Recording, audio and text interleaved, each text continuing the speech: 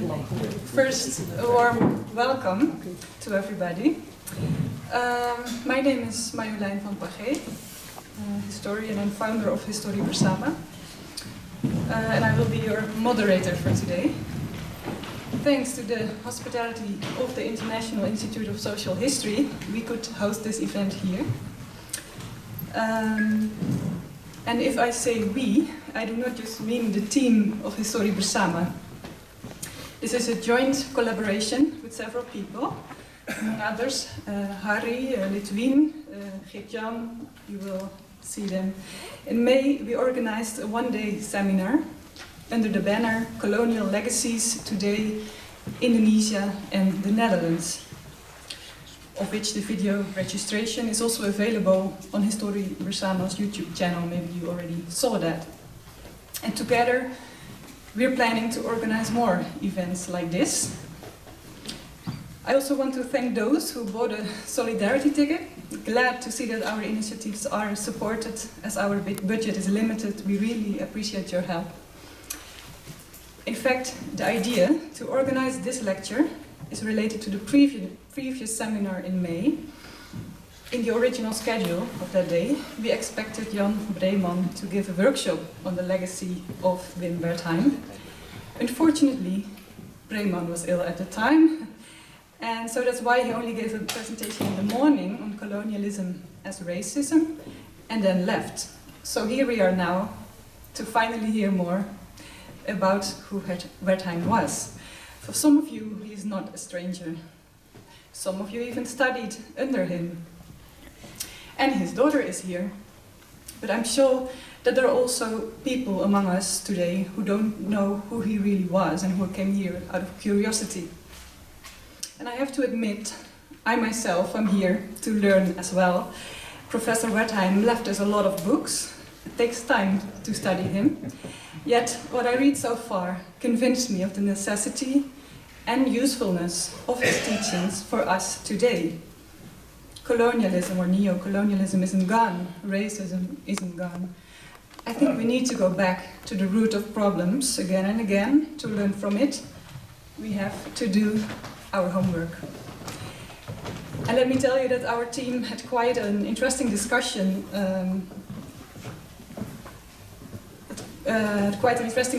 when we were talking about how to name this event. We first thought of taking sides, and finally agreed on this title, Taking the Other Side. But then, of course, the next question is, which sides are we talking about? Where was Wertheim standing for? Where was he opposing against? Clearly not in favor of the Dutch and the colonial Dutch government. Words as injustice, power structure come to my mind when I think of the action of taking sides. Taking sides always has consequences, whatever side you take. Because not speaking up against injustice is also taking a side. All sides have consequences, even if you support the existing power structure, which has the consequence that you will be the target of criticism when the policy creates injustice. But for those going against the grain, going against what is considered common, criticizing power, speaking up, the consequence is always the same. Generation after generation, this was the same. Our time is not different. If you speak up, you will be slandered, you will be framed as controversial, people will question your reliability, your qualities, your neutrality, as if those who are not speaking up, not taking sides, are neutral, are reliable. And I'm curious to how that mechanism works out in the memory of Wertheim, who was called a communist, a Marxist. Let us listen to Jan Breman's presentation, followed by the response of Yance, Arizona, which will hopefully lead to an interesting discussion afterwards. Professor Jan Breman, he did not only study under Wertheim, but he also became his research assistant. If you want, you can already sit. Thank you. As a sociologist, Breman specialized in South and Southeast Asian studies, focusing on both India and Indonesia, and he studied the question of poverty and how poverty relates to colonialism, and he was very critical of development studies. He's a fellow here at the International Institute of Social History, and for a long period worked for the University of Amsterdam. Can I give you the floor for the lecture on Wertheim? Well, I wrote a long piece on Wertheim, which has also been digitalized and made available to you. So I won't repeat what I've written there. That would be, shall I say, boring. But what I wrote on Wertheim is both available in Dutch and in Indonesian. Sorry, not a part of it in Indonesian, but in English. It is published in English. So it would be, and that is also, let me make that first point, a tribute to Wertheim, who was an international scholar. At a time when scholarship in the Netherlands was quite parochial, certainly as far as colonialism was concerned. It was written about, but mainly in Dutch.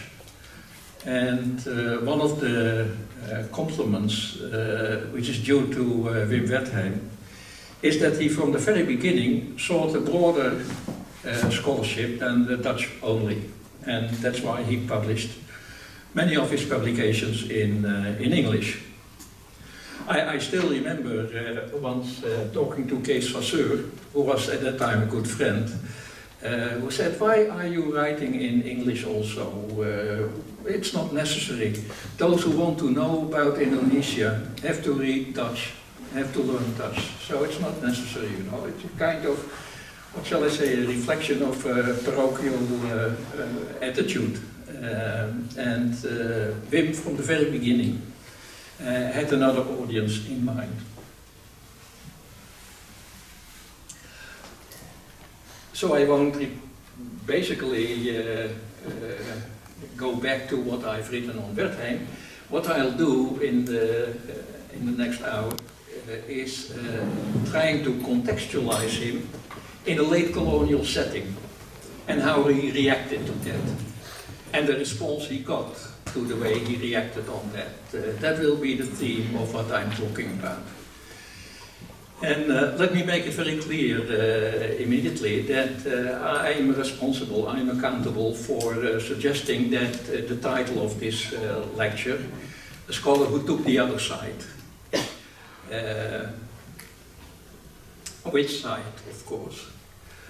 Well, if in colonial Indonesia there was only one other side, and that was a dissenting side, the side of dissenters. And if you reflect on the reactions Wim Wertheim got from taking the other side, you have to more or less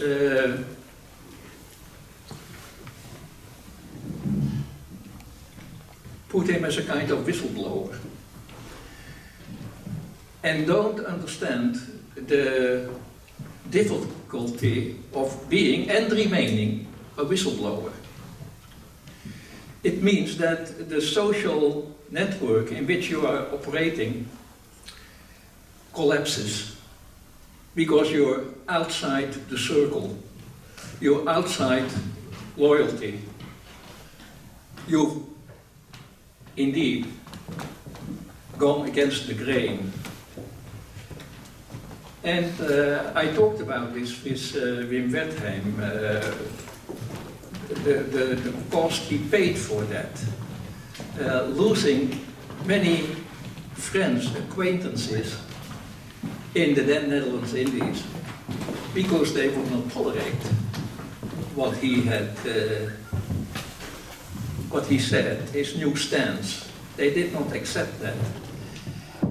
And so he belonged to, whistleblower is a bit overboard, it's a bit far-fetched.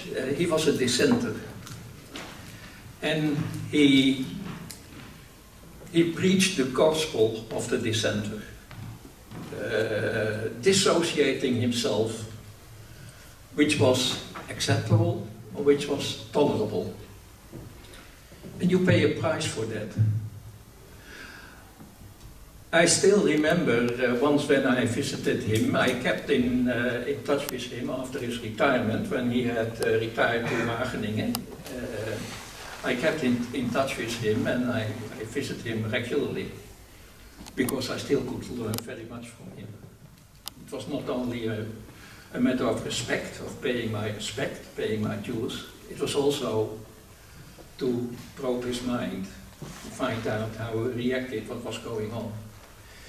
And I still remember coming once to Wageningen, and they were very emotional, Hetty and Wim, both of them. And Hetty kept a book in which all the hate mail was put. And there was an enormous amount of hate mail. He was hated. He was hated because he had left the flock. It was not only people whom he did not know, it was also people whom he once had known, who spoke out against him very frantically, very hostile. And the couple they were, that caused a lot of pain. And you have to think of that if you come across dissenters. The price they pay for being and remaining a dissenter. There are a few dissenters in this room also. And I think they could, what shall I say, subscribe to what I've just said. One of his not scholarly publications, which was only circulated in an intimate circuit of friends, family, was de vier wendingen in mijn bestaan. The changing tide in my existence. That's an important document because it is Wim Wertheim who talks about this changing tide. And if you read it, you become aware that very important decisions in your life are taken beyond your control and have to be taken on the spur of the moment. It's beyond your control and you're heading in another direction in your life course. I've often told my students that it is very important, this changing tide, this doing things because you're forced to do it, not because you wanted it, but it's beyond your control, and you have to change you have to change gear, you have to change direction. And the first change of gear, of course, was when he grew up as a young boy in Petersburg, St. Petersburg then, still. In Russia, it was still Russia then. As a young boy. And if you read about his childhood, becoming from a small child, a young boy in Petersburg, you are aware that he was member of the bourgeoisie. That was what his father had become, an expatriate in Russia, in pre-Soviet Russia, and well established as an expatriate and belonging as a banker to the bourgeoisie. There were servants in the household of the Wertheims. And there was a childminder, not even one, but two, one for him and one for his brother. That kind of background, bourgeois. And then reflect on the stance he took later in his life. Also betraying, in a way, the mentality to which he had belonged. And one very clear token of that was when he started to give up wearing a tie. He came to the institute and did not wear a tie anymore. And of course, we noticed that. Who is wearing a tie these days? I look around the room, but I don't see any tie. Maybe the new sign of dissenting is starting to wear a tie again, isn't it? But it was a change of gear again, you know, what shall I say, identifying with another class than the one to which you belong, which is not so natural. If you think about the identity background of most social science scholars, then it is impeccable bourgeois. And changing gear, in many ways, I'll come back to that, is important then, but it's not easy, and it bears a cost. The next change of tide was when Wim had completed his legal studies, reading law in Leiden University, and didn't find a job. He had wanted to join the public sector in the Netherlands, but we are talking about the years of the crisis, the recession, the economic recession which hit the world, but also the Netherlands very much, in the early 30s. And Wim went around applying for different jobs, but he was sent off. And that's when he decided to take a course on Indian law, because having done that, he could be sent to the Colonial Service in the Netherlands Indies and join the judiciary there. That's what he did. That's what he did. But again, it was a forced change. It was not something he wanted, you know. Coming to the colony was unexpected, unanticipated. And this is very important. He joined the judiciary. And after a short tour, half a year, in one of the outer provinces in South Sumatra, Sumatra Selatan, he was called back to Batavia to join the legal machinery of the colonial state. And that's important. The legal machinery of the... He was a civil servant in Colonial, in the Netherlands Indies. He had joined the civil service, but not as a controller or an assistant resident, touring around in the archipelago, but in the heart of the colonial state, in the heart of the colonial state, the machinery of the colonial state, which is in charge of ruling the state and promulgating the ordinances, the instructions, etc., etc. If you reflect on that, then his change to sociology, social science discipline, was very meaningful. And it is not something that can be done overnight, you know. Training in law, reading law, is completely different from picking up the expertise of the social sciences. And it has passed unnoticed, so to say, but not completely. Anne Rudd, one of his daughters, who's also here, just gave me a book, an inaugural address, which was delivered last week only, wasn't it? Yeah. Yeah. Betty de Hart. I don't know even in which university she did it. The VU. Okay, Free University in Amsterdam. Some cursory remarks on race, picture and law by 3 Dutch jurists. By 3 Dutch jurists. A comment on what constituted the fabric of colonial society, which was race. And how to deal with that in legal terms. How to rule a society on the basis of segregation, rural segregation. It's very important. And this is, I'm told, I just got it, an inaugural address on the work of 3 Dutch jurists, who all of them were progressive. So I recommend your reading it. Betty de Hart,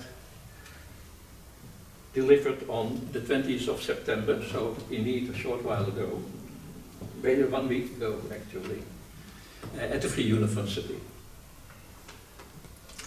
And when he was in the Department of Justice to which he belonged in Batavia,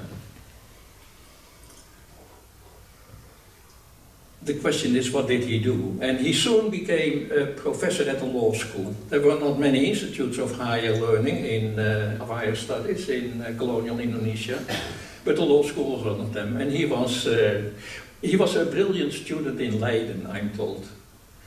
Cohen Wood wanted him to stay on and to work on civil law in the Netherlands, but there was no job, as there is today, often no jobs for academicians, isn't it? And they have to do something else.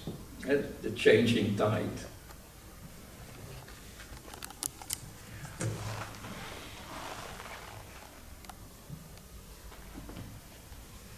And here I read out what I noted down in the last couple of days. His nomination, still at young age, as a professor in the law school of Batavia, enabled him to take note of the course heralded by the leaders of the independence movement, which remained thoroughly suppressed, and to come to know about racism as the organizing principle of colonial state and society. That's what he did. As a professor of law at the law school, he of course came into touch with Indonesian students. A front guard, an avant-garde, no doubt. Many of them must have come, if they were not Chinese, they must have come from the Pagee class. But I'm sure that many of them were openly or covertly in favor of independence. And that's where he picked up. It was a social climate, of course, at law school, in which he picked up what was going on in broader society. He did not go out in society. That's also very interesting. In this autobiography I'm talking about, he, for instance, wrote at the very end, when Japanese occupation was due, that he was one of the patrols going around in the city, town of Batavia. He went around, he said it was the first time that I came to the kampung.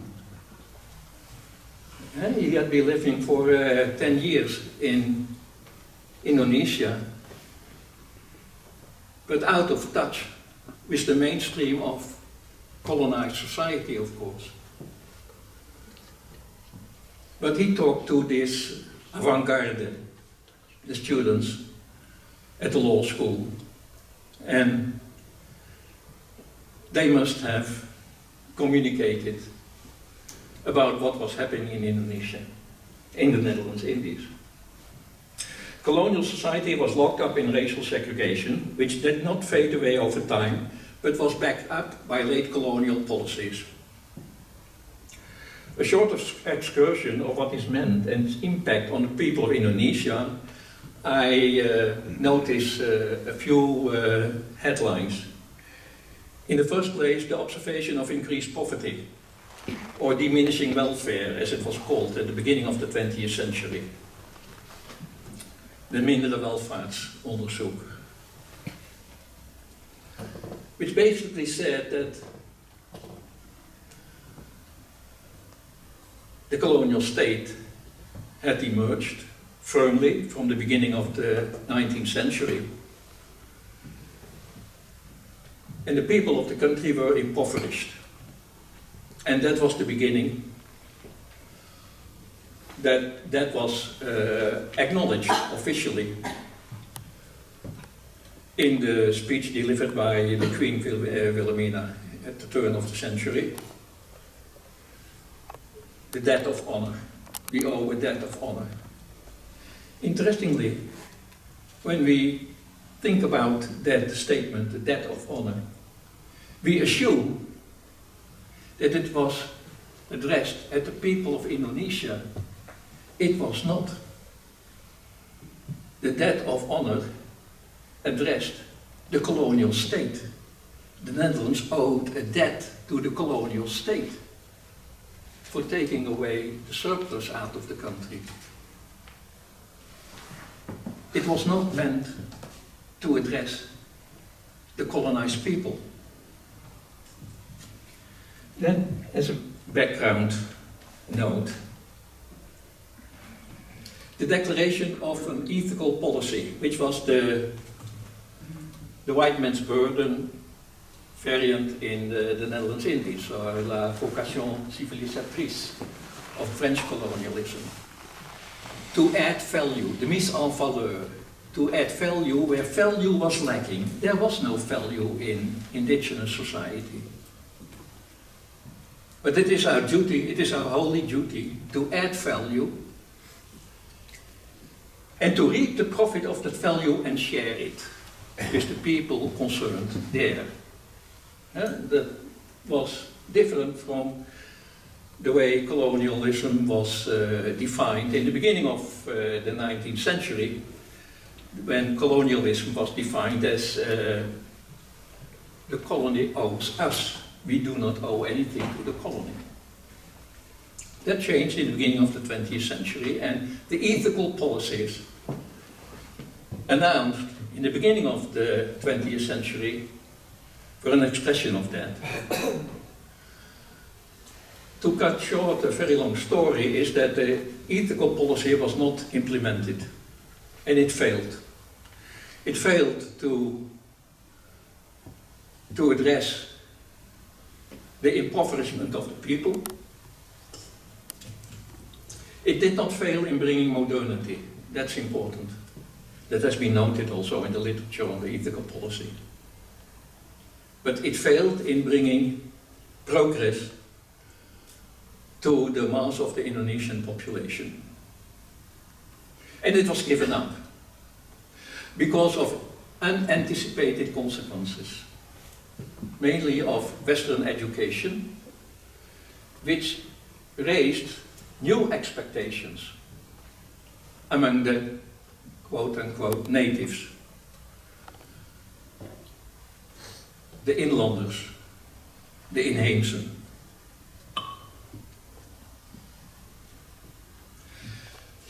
I'm writing at the moment on late colonial historiography. So it's from that setting that I make some remarks on it. The outcome of the failure of the ethical policy was a police state, basically. The formation of a police state with brutal repression of the independence movement. But within that context of native labor in particular, a subject rather understated by Dutch colonial historians, but picked up by Australian ones like John Ingleston in Search of Justice. And if you read through the literature on the labor question under the ethical policies, it shows the harshness with which the police state clamped down, not only on the leaders of the independence movement, but also on trade unions, the frontmen of labor also. Not only in town, but also in the countryside. The apartheid system was legally instituted and went together with an unwritten code on superior-inferior interaction in daily practice. This is what Wim has commented upon in what he has written on racism in the colonial setting. There was, of course, interaction over the color bar. There was interaction between the expatriates, between the white caste, as Furnival called them, and the native population. But that interaction, there was an unwritten code for it, what was done and what was not done. What could be done and what could not be done in that interaction. But the barrier was a legal one. The barrier was a legal one. The natives, the inheemsen, the inlanders, could not become citizens of the colonial state. Citizenship was a privilege restricted to the white caste, basically. And however interaction occurred in day-to-day life, it was not possible to derive from that citizenship for the majority of the population. And that intrigues me on the Tempo Dulu sphere. The Tempo Dulu sphere, which basically suggests that there was a smooth interaction between master and servant. That the color bar could not be overlooked, could not be forgotten, but there was a smooth. Read The Lords of the Tea of Helle Haase. For me, Helle Haase, Lords of the Tea, is the novel of colonialism. And I think the Tempo Dulu atmosphere continued because in retrospect it gives legitimacy to colonial society. There was interaction. Brown and white could mingle together. Read Albert's De Eilanden, where he always talks and sees himself as the controleur, but in an easy relationship with the people serving him. That, what shall I say, that difference between the informalized action, which was possible, and the formalized action, which was citizenship and could not be expanded to those of color.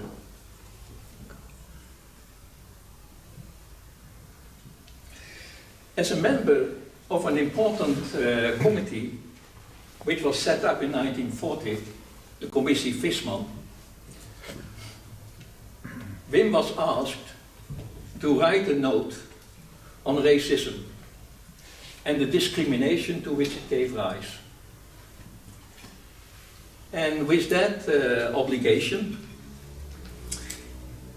he held interviews. He had interviews with people who were victims, who felt themselves victims of discrimination, the disrespect shown to them in their work atmosphere or in their social life.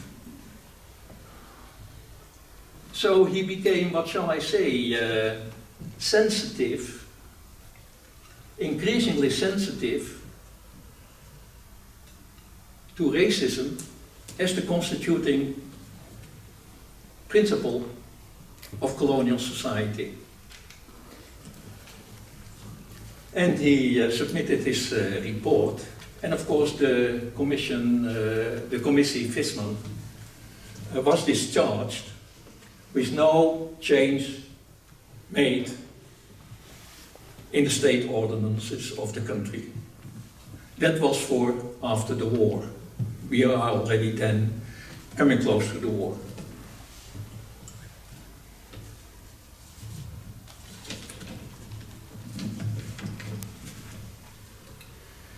When, how, and especially why did Wertheim switch his loyalty as a Dutch official in the colonial setting to joining the cry for Indonesia's freedom. In the first place, his... microphone. Oh, sorry, yeah. In the first place, his contact with the dissenters I'm talking about, the other dissenters. He was member of the Stuur group,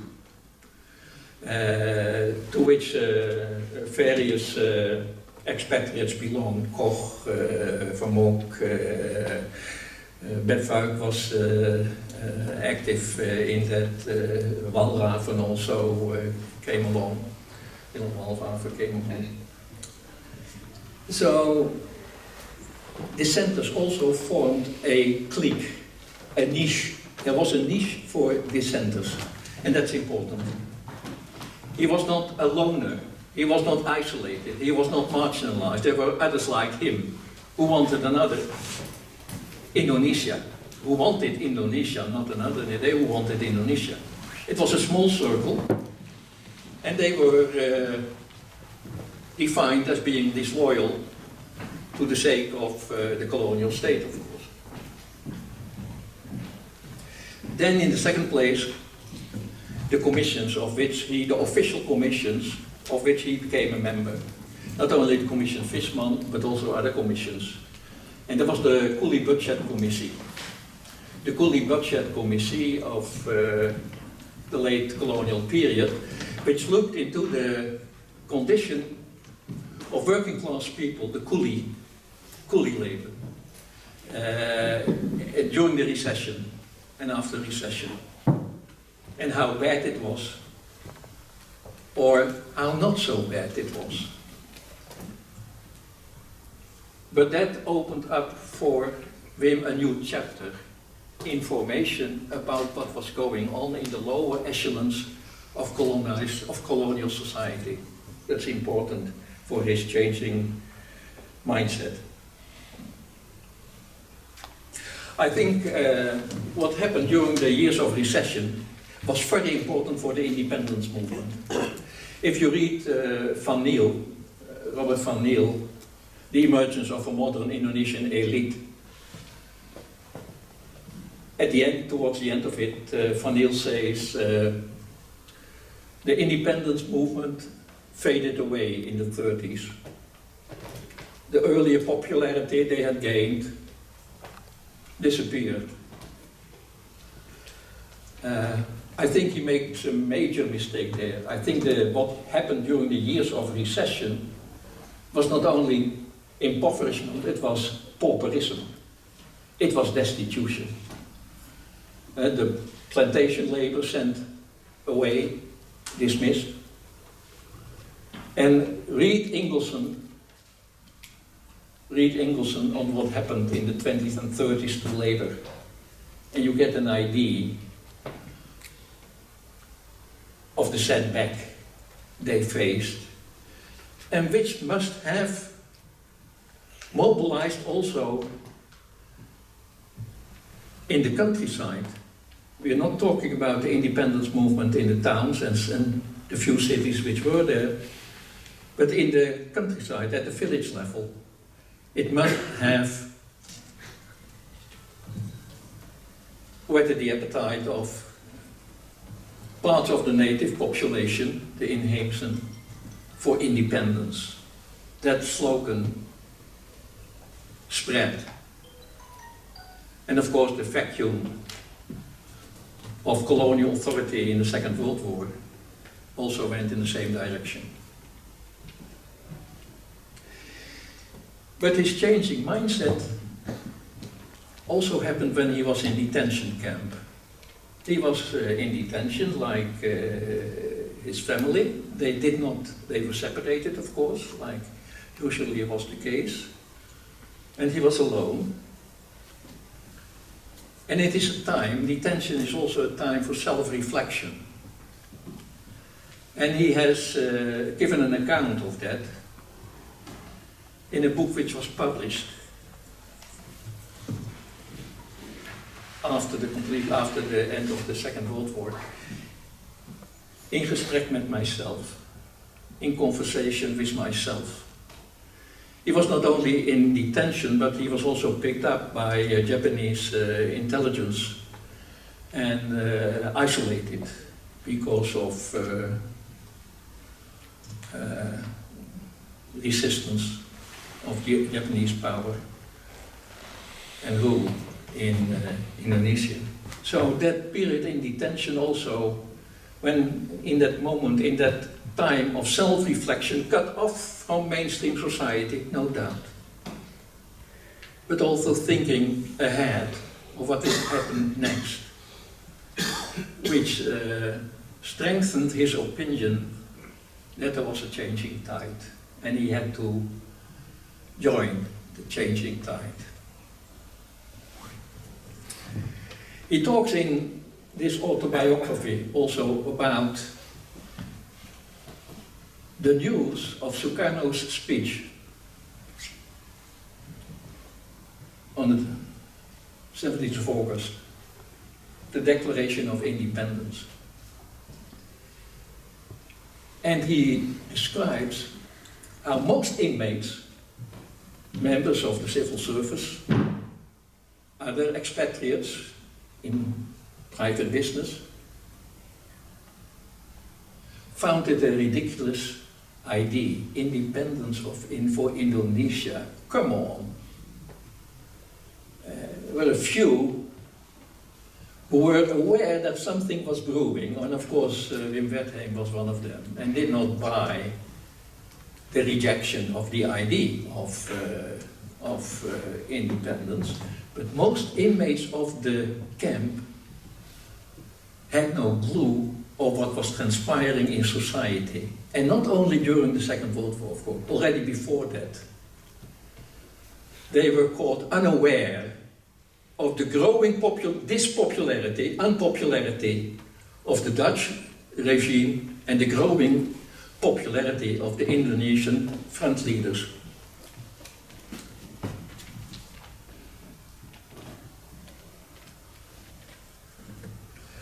What is remarkable for the independence of Indonesia is the long duration of decolonization.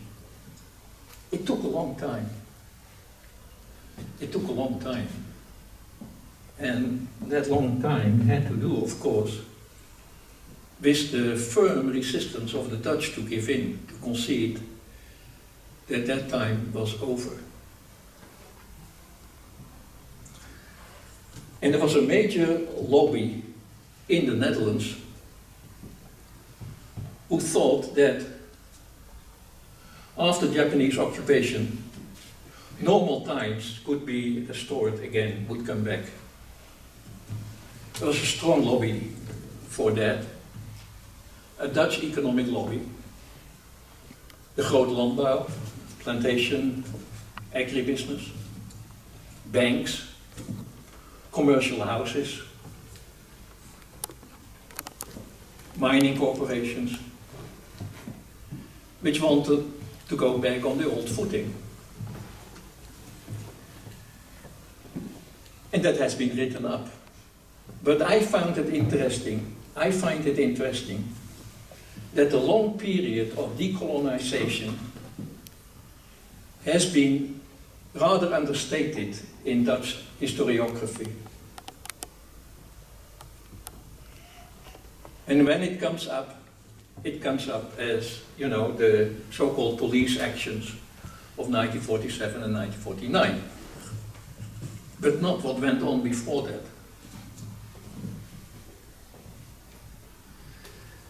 And that has to do with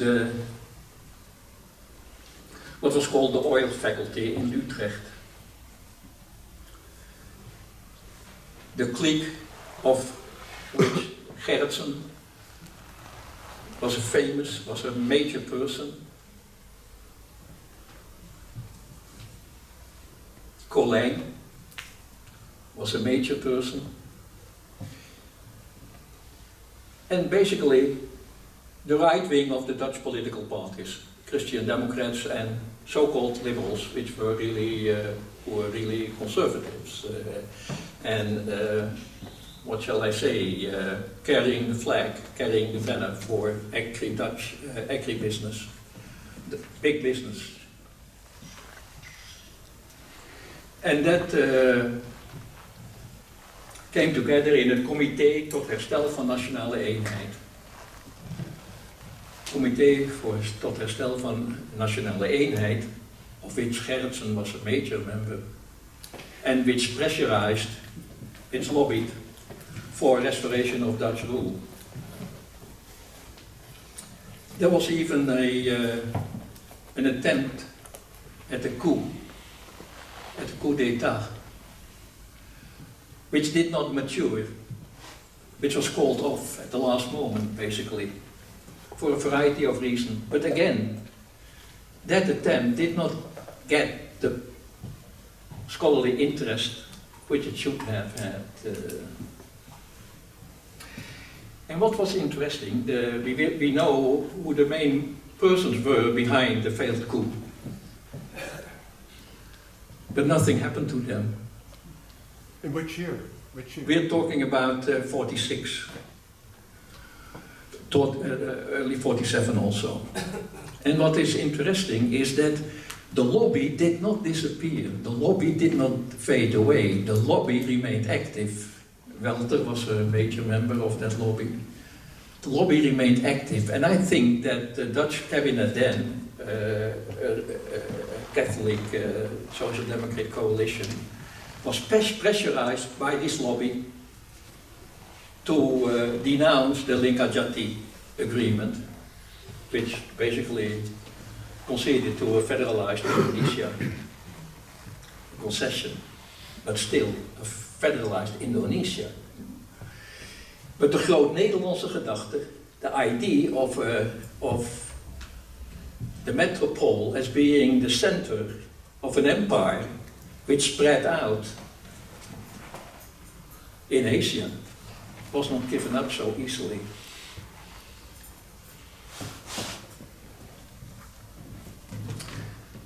And of course, significant in this connotation is also that the first police action was called Operatie Product. Operation Product. It was meant to occupy that part of the colony which was important for agribusiness and the extraction, other extraction industries like tin and petroleum, the oil business.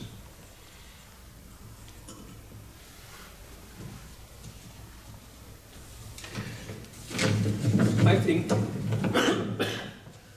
that from the Dutch side, not much time has been spent on reflecting on the colonial aftermath in the post-colonial era. How the impact of colonialism has affected Indonesian society and politics. And I think that's an important subject, and I'm glad that Histori Bersama brings that up as an important issue.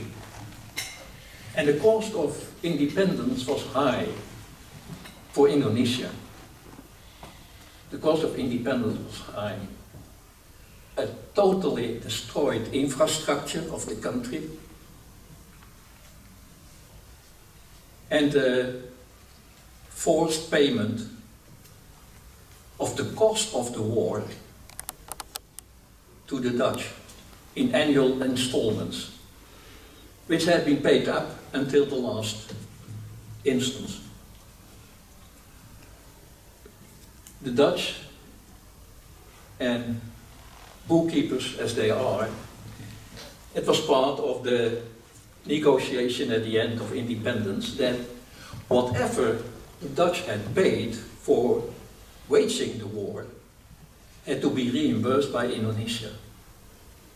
It's not like in Europe where the winner takes all. And the winner has to be paid. Germany had to pay in the First World War, in the Second World War. But the loser was paid, in the case of Indonesia, because the war was lost, not a step in the back, not because of international teaming up opinion teaming up against the Netherlands, but it was lost militarily. It was a military defeat, which was already pointed out by Jacques van Doorn and Wim Hendricks. Wim Hendricks still alive, but barely so. They already explained the context in which the war was fought and what the outcome of that was.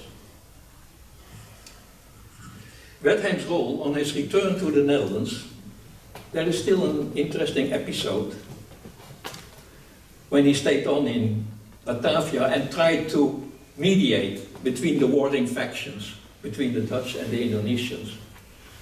And Annerud Wertheim has written up that episode where she talks about Shahir coming to their house,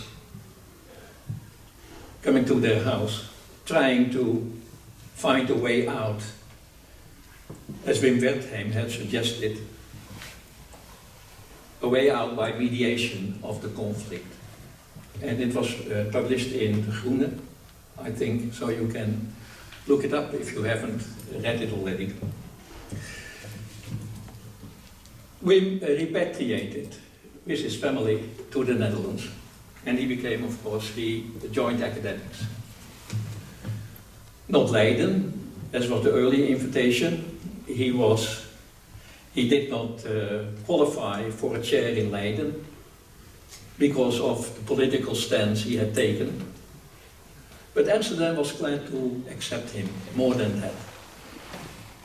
And he accepted and became good friends with Jan Breman, a historian, but also, what shall I say, a bandmate in the leftist cause, of which Amsterdam was a well-known name, of course, and a center. I won't elaborate on his early, what he did in 47, 48, 49. But his role was important as chairman of the Netherlands-Indonesia Committee, of course. And his support to Indonesian students who still came to the Netherlands to continue their studies. And Klaas Stutjo, also around here, has just published a book on Perhimpunan, the history of Perhimpunan, the student association of Indonesia in the Netherlands. So you, under his name, Klaas Stutjo, you can look it up. I won't spend much time on what happened then, but what happened when Wim went back to Asia, which was in 56, 57. Jan Romein, together with Annie Romein, had preceded him. They were for a year in Yogyakarta, in Gadjah Mada University, on which Annie Romein has also written. And Wim could not make it in that year, 55, 56, so he went in 56, 57 as a guest of the Indonesian government. In due respect of the role he had played in mediating between independent Indonesia and post-colonial Netherlands. And that's important, that tour which he made for a year. He attached himself to Bogor, the Instituut Pertanian Bogor, de Landbouwhogeschool in Buitenzorg, the Instituut Pertanian Bogor. And that showed that was choice. It was not in Jakarta, it was not Jogja, but it was in Bogor, rural university. And that showed his strong interest in what happened in the countryside and what happened with the peasant economy. Important is that on his trip to Indonesia, on his travel to Indonesia, he passed through South Asia, which he didn't know before. He went to Lahore, he held a lecture in Lahore, and he went around various institutes in North India. in Delhi, in Benares, Lucknow, Kolkata, and he met leading intellectuals of India, Marjolein, for instance, the great man of the planning institution in India. And he was appalled by the poverty of India. He went on and to Indonesia and remained there for a year.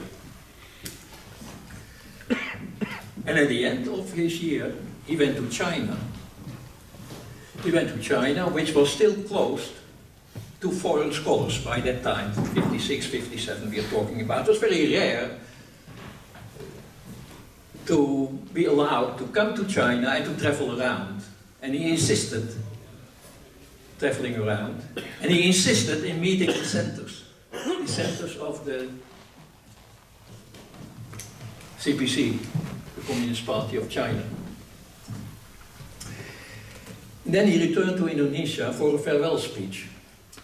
And that speech is important because he contextualized what was happening in Indonesia in the wider setting of Asia. And his speech was polished on Indonesia, but he was disappointed because it was clear that independence had not led to much improvement for the people down and out in the villages, in the rural economy, in the lower echelons of society.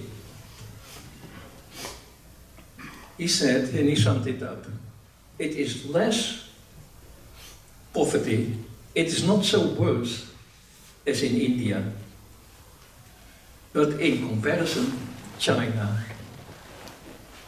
leads the way.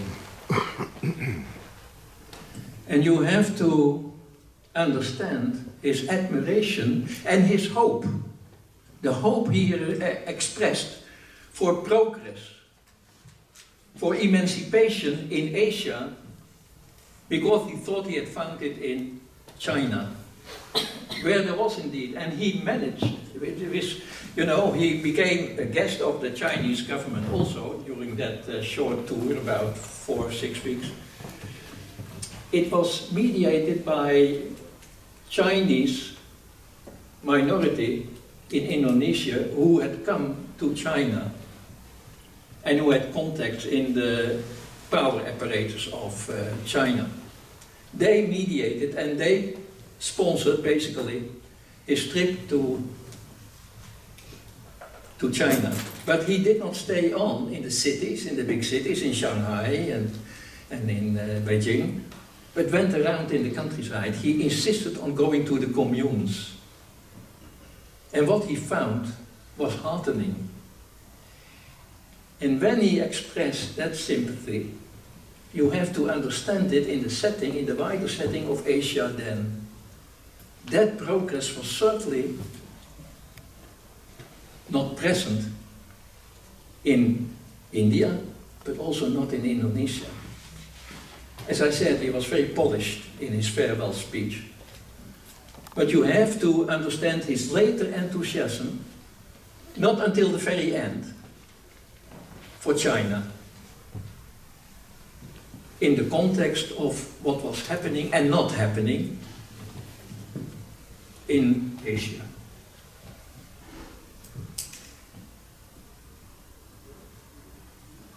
The progress he eagerly looked for failed to materialize. There was the thesis of Clifford Geertz of involution, of course, which was basically an expansion on the ideas of Booker, of Julius Booker, on the absence of economic man in Indonesia.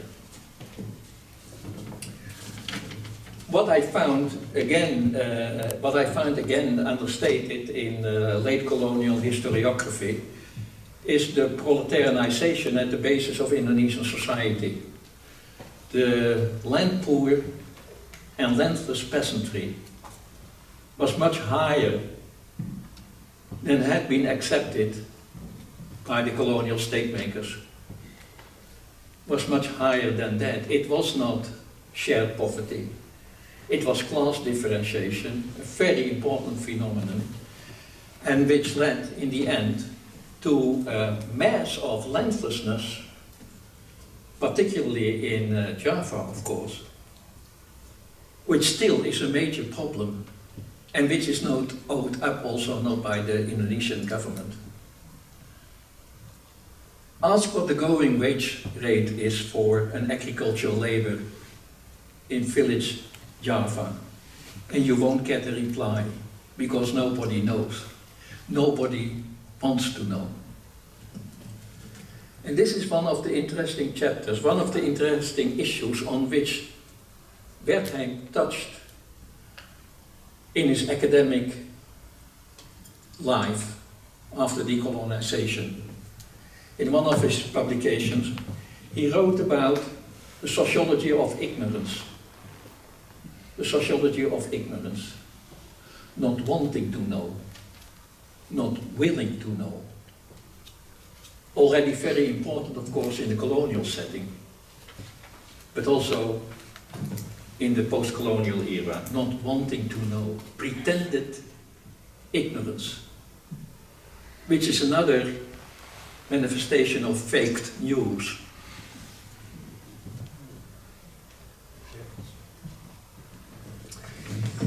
Much has been made of a distinction between Leiden scholarship on Indonesia and on Asia at large, and Amsterdam scholarship. I think the distinction is overdue. It was never a solid Leiden front, as it was also never a solid Amsterdam front. But there are major differences indeed. And what Wim resisted in his further academic trajectory in the Netherlands was a reborn Orientalism. A reborn Orientalism, which basically said, already in the colonial setting, no, the natives are not inferior, they are different. They are not inferior, but they are different, separate.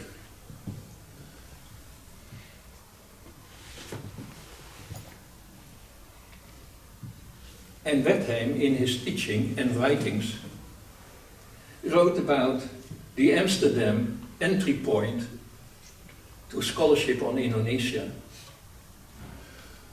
which was not buying the development paradigm. We don't hear much these days anymore about development policies, which were the flavor of the year for so many years, until say 10 years ago, 15 years ago. We don't hear much about development studies, development institutes, development journals. They seem to have disappeared, particularly the chairs and the institutes. There are no development economists, sociologists around anymore. We are talking about globalization, but not about development anymore. It's not only that these studies have disappeared, also the paradigm has disappeared. The paradigm saying that now the time has come for the third world to follow in the footsteps of the West. And we will be the taskmasters of that journey. From the very beginning, Wertheim has spoken out against this notion of development. That the future of the third world has disappeared. As the first world has disappeared and as the second world has disappeared. Changing tides.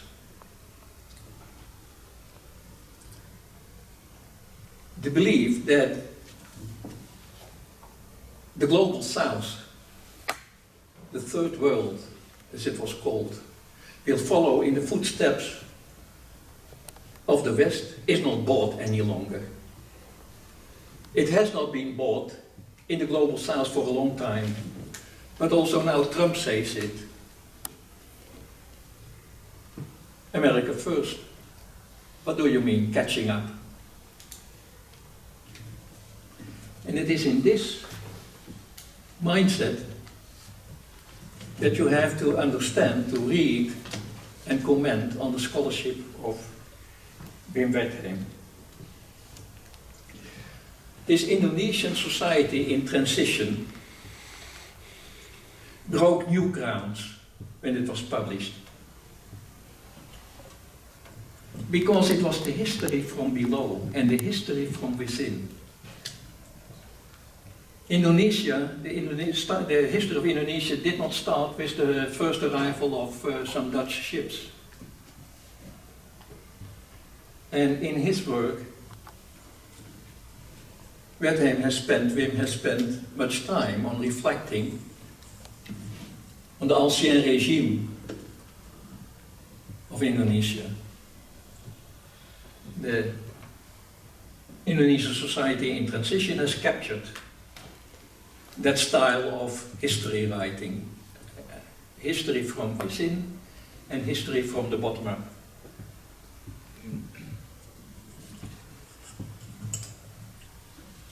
Colonialism has disappeared, but in a way it lingered on.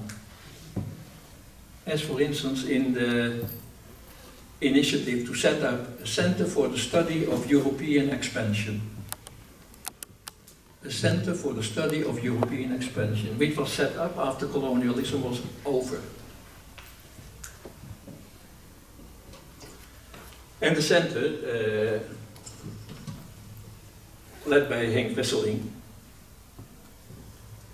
whom I admire for his work on Africa, but with many other Dutch scholars like Kees Vasseur and Piet Emmer, held in 1984 a conference. And the theme of the conference was how to understand the underdeveloped nature of the global south. What is the reason for that? Is it because of the drain? The appropriation of a surplus under colonialism from the global south? Or is something lacking in the social or cultural fabric of those societies? And Kees Vasseur teamed up with Henri Baudet, the grandfather of Thierry Baudet, to suggest that there was no drain. There was no drain. I mean, with the cultivation system behind you, and with big agribusiness lording it over colonized society in the aftermath, in the late 19th and the first half of the 20th century, they denied there was a drain. It goes against the wisdom of Julius Boek, who acknowledges that the drain theory exists, and it is correct as far as the Netherlands Indies is concerned.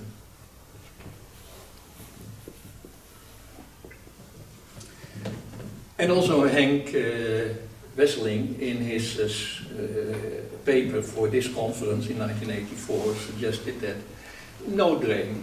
No, it had something to do with the dynamics of Western society, which was why and how we took the lead. And that acumen is missing in those, or was missing in those societies, and now they have to catch up. And we will help them in catching up, because the conference was opened by the Dutch Minister for Development Affairs. What I praise in the scholarship of Wim Wertheim also, as I said, you know, he addressed the international audience. And one way with which he did that was to launch this series of books. This series of books on Dutch scholarship translated into English. that was a major initiative and made it possible for people in the for colleagues in the United States, in England, in France, in Germany, in Australia, to come to know about the collected wisdom of Dutch scholarship Can I in the colonial interrupt for society. 1 second? Because I just want to remind you that this you already took It's for over. 1 hour. I'm nearly done. But, you also want us to distribute the text, I think. I think that, Is it time to do that? one moment.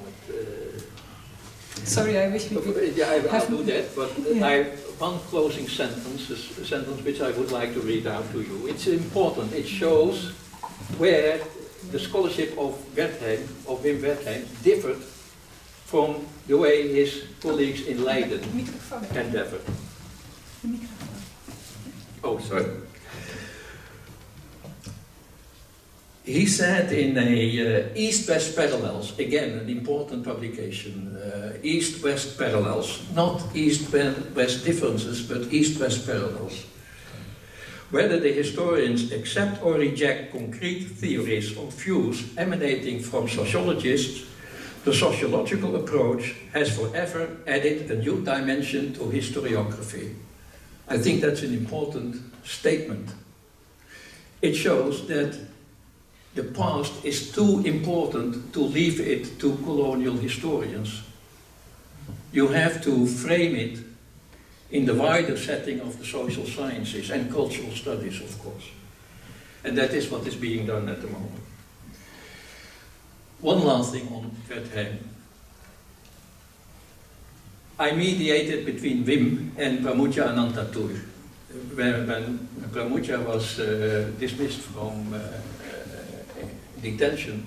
He came back to and lived in Jakarta. And whenever I was in Jakarta, I went to meet Pramudia for various reasons. But what struck me in the house of Pramudia, where Pramudia was, he had a study in the central room. And on the wall were 2 portraits. And one was of Wertheim, of Wim Wertheim. The other was of Ben Anderson. Also an understandable respect, expression of respect to 2 people with whom Pramudia found himself on common ground. What is the heritage of Indonesia, of Indonesia's unity in diversity? That is the end of what I wanted to comment upon. But for that, we need a quotation from a review, which was written on Bob Elson's important work, The Idea of Indonesia. An important work in which Bob Elson, an important and prominent Australian historian, traced the origin of the concept of Indonesia. But he ends his review in a sour note. And I invite you to read it before I continue what I wanted to say at the end of my presentation.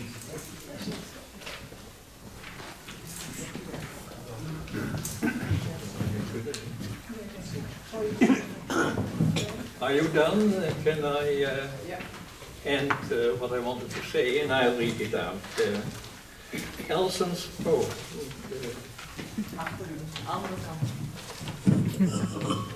there is he. Elson's scrutinizing appraisal, as quoted in Espinel's review, is the point of departure of what I wanted to say at the end of my lecture.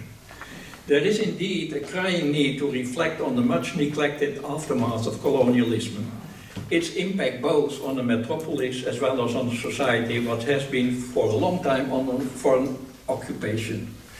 What has always struck me is this contradiction between occupation and colonial rule.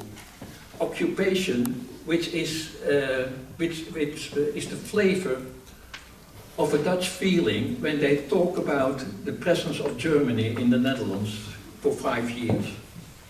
And that feeling of occupation is very intense. It means that you are not in control of what's happening around you. that you are subordinate to an authority which is hostile to your interests. That feeling is very intense. And every year again, around liberation, it comes up. And even now there are programs on radio and television what says what happened in the war. That feeling is kept alive. And somehow it must have been very weird when, as a Dutch young boy, being sent to Indonesia to occupy that country, having just come out of German occupation. And for a man like Ponke Prinsen, that was a major reason why he dissented, why he joined the other side. And there were other boys like him.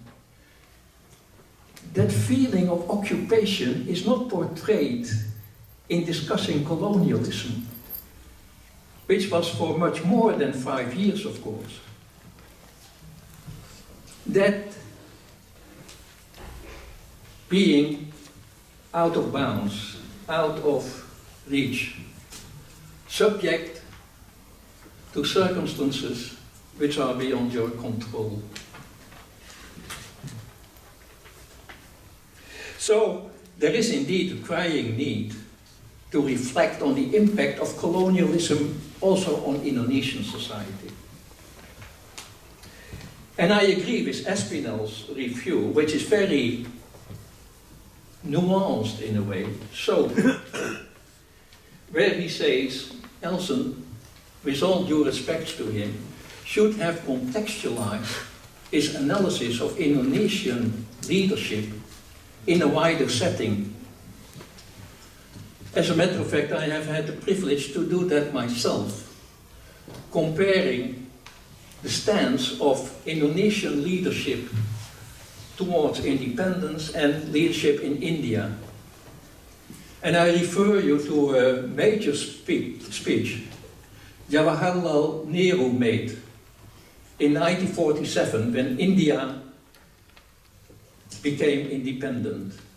And you are aware of the Midnight Children, of course. The speech is called A Tryst with Destiny. A very sober, short speech, but it is one of the most important speeches held in the 20th century.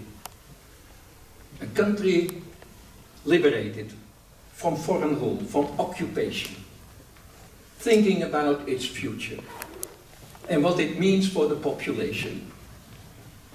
In that speech, A Tryst with Destiny, and under that title you can Google it, you come to know what Nehru told his countrymen. What impressed me in India, and I've done a lot of work in and on India, the preparation for independence. The statecraft picked up by the politicians and policymakers which led the country after independence. Nehru, who set up a planning committee in 1942, in the midst of the Second World War, and when many of also the Indian leaders were in detention. And Nehru set up a planning committee to prepare for the aftermath, what to do. A committee for land reforms, a committee for industrialization, a committee for urbanization, a variety of committees to which both politicians, policymakers and intellectuals of India contributed. It's a demonstration of statecraft. And there was already a long expertise in statecraft in India, because although the British government time and again arrested independence leaders, they were also set free. And they were given autonomy at the provincial level to take care of what happened under their mandate.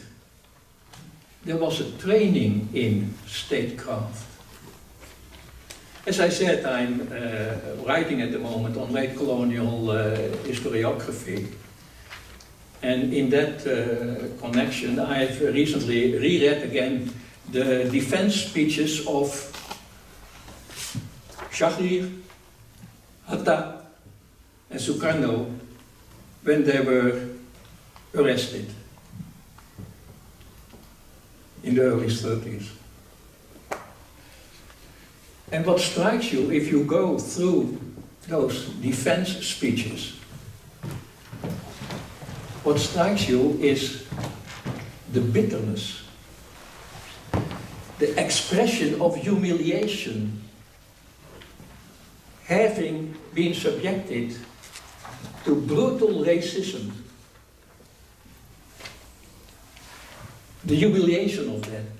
The Indonesian leaders basically did not have the space, as their colleagues in India had, to focus on the future of their society while they were isolated from mainstream society. I have a feeling you can still talk very long. Okay.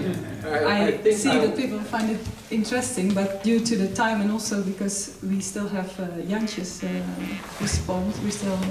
Maybe you can make your closing I leave it at that then, and just saying that going back to the promises made by the integral policy of a better future for native people, the inheemse, never materialized. And Sukarno, of course, lectured on Marhanism, the status of the small peasant, as the portrait for the future. But it was not enough. It wouldn't do. And for the reason I have mentioned, Indonesian leadership was kept away from their country, from their society, and from the people. They were alienated in native society, or in colonized society, not in native society, of course. And that was an important reason why they could not prepare for the independence like had been done in India, for instance. I think on that note, I leave it at that. Thank you.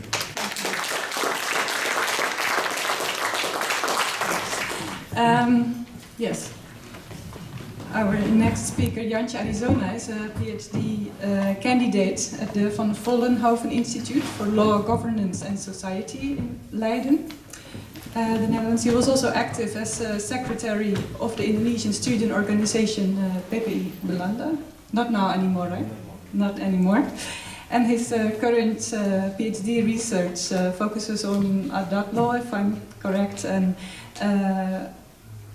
in Indonesia, and how different actors use the concept of indigenous law as an alternative argument for land claims by rural communities.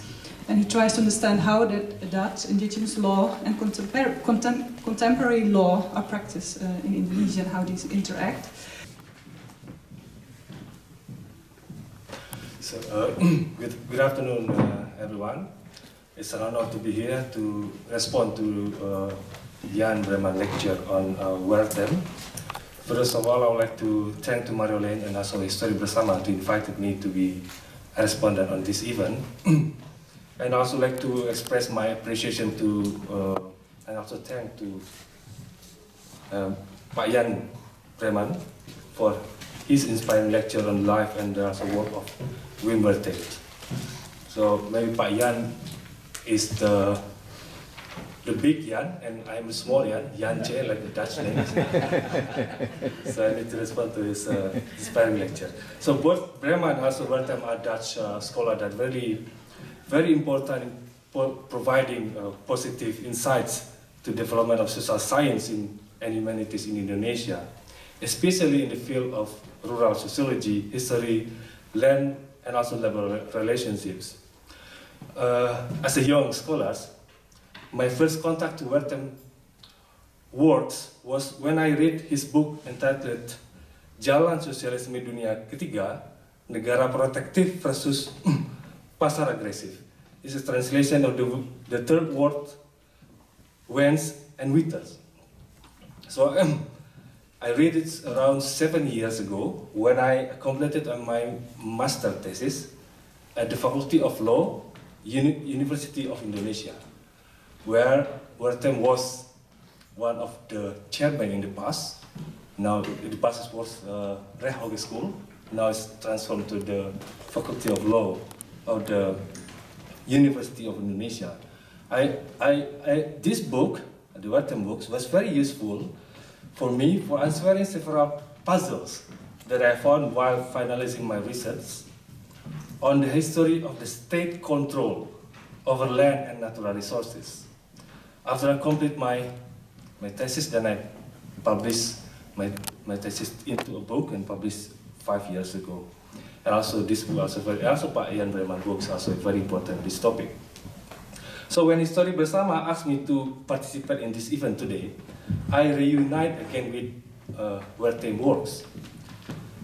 Fortunately, that the university library here in the Netherlands is quite very good, very complete as well. I found more than 30 books and articles written by Wertheim at Leiden University Library, most of them written in English and also some in Indonesia. I borrow all of them, but some book in Dutch I didn't borrow because I didn't read Dutch. So I open one by one, but of course I cannot complete all of them in 2 weeks. But however, so far from what I have read and also from hearing the Jan Breman lecture, I get again some clear insight on to talk about Wertheim. Wertheim is a story of a scholar who crossed the abyssal line. So this is I will tell you later. This concept of the abyssal line, I took from Boaventura de Sousa Santos. He is a Portuguese, a sociological scholar. He is the same like Wertheim as well. Santos also took study in law, but then both of them pursue sociology. Both were equally inspired by Marxist approach to analyze law and also social development. In the current condition, a scholar who work in interdisciplinary study between law and society called sociological scholars, but this term in the past didn't exist. The abyssal line is an imaginative line that distinguishes between metropolitan society and also colonial society. Here, metropolitan society, the colonialist state, and the colonial society, the colonial state. For instance, maybe that is, if we try to translate in the past, was in the Netherlands, and the other was in the Dutch India. In metropolitan society, there is a right exists, but in the colonial society, there is no rights there. There are only appropriation and violence. While in colonial society, they practice slavery, but they have labor law here. For instance, they apply Kuli Ordonansi. I don't think that the Kuli Ordonansi also apply here in the Netherlands at the time, like with Punale Sanksi. There is a distinction between those two types of society. And the law regulated person and things in metropolitan society, but in colonial society, the law only regulates things. People is part of a thing to be dominated, to be subordinated. They talk about human in metropolitan society, and they talk about subhuman, to be subordinated in colonial society. And to understand the metropolitan society, they establish a knowledge called sociology. But to understand people in colonial society, they produce the knowledge called anthropology and ethnology. They don't call the colonial society as a society to be studied in sociology, but they call them an ethnic, a tribes or anthropos, just human or pre-human. So that is two distinctions that still, for Santos, it still exists until now. For Santos, the abyssal line is embedded in Western legal thinking, basically. And I would like to quote Santos in his explanations. The modern Western thinking continues to operate along abyssal line that divided the human from the subhuman, in such a way that human principles are not comprised by inhuman practices. The colonists provide a model of radical exclusions that prevail in modern Western thinking and practice today as it did during the colonial cycle. Today as then, but both the creation and the negation of the other side of the line is constitutive of hegemonic principles and practices. Today as then, the impossibility of co-presence between the two sides of the line runs supreme. Today as then, the legal and political civility on this side of the line is premised upon the existence of utter incivility on the other side of the line. Guantanamo used today is one of the most grotesque manifestations of the abyssal line thinking. We can see many other forms of Guantanamos exist also today in many places. This is about the creation of the other sides of the line, both in the global south, now is regarding the unfinished colonization to indigenous peoples, and also in the global north on the profiling of migrants and also refugees. So Wertheim, basically he crossed the abyssal line from the colonial, from metropolitan to colonial society, from the Netherlands to the Dutch East Indies. At the time, he not only crossed with his body, but also with his open mind. His travel enabled him to gain a new consciousness based on the misery of the life of the colonial subject. As given by Jan Breman in his lecture, Wertheim's role in producing a report on racial discrimination brought him to hear people testify regarding discriminatory practice under the colonial systems. As a jurist, Wertheim is always taught about order. But in the colonial society, Wertheim found disorder. His contact with the young native intellectual who was struggling for independence provided him with a new considerations about the causes of the unrest and also indignation. As a jurist, perhaps at the time Wertheim was puzzling with a question: can law be emancipatory tools for the natives? It seems like he didn't find a convincing answer.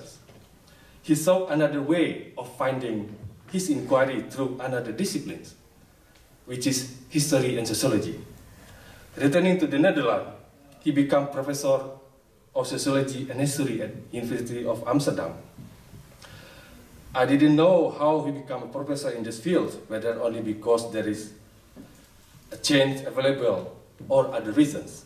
But if we look at Wertheim's work since then, he has begun to live legal studies. Or at least he tried to analyze law in the context of social science and humanities, especially sociology and history. At this point, Wertheim has a contribution to developing a substantial method for legal education, also research. Since the Indonesian independence, research methodology in the law faculty has been dominated by dogmatic legal method, centralized in legal text and assuming that the law is sui generis, law as an independent discipline that is closed from any influence of social science and humanities. However, Wertheim took the opposite side. He jumped to another discipline that can help him to understand how law works in society.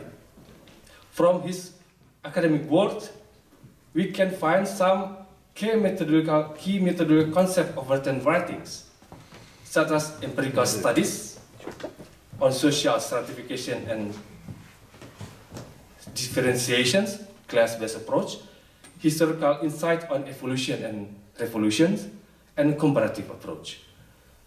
As Jan Breman has elaborated in this lecture, his comparative approach enabled Indonesia's experience to be discussed in the global scientific discourse.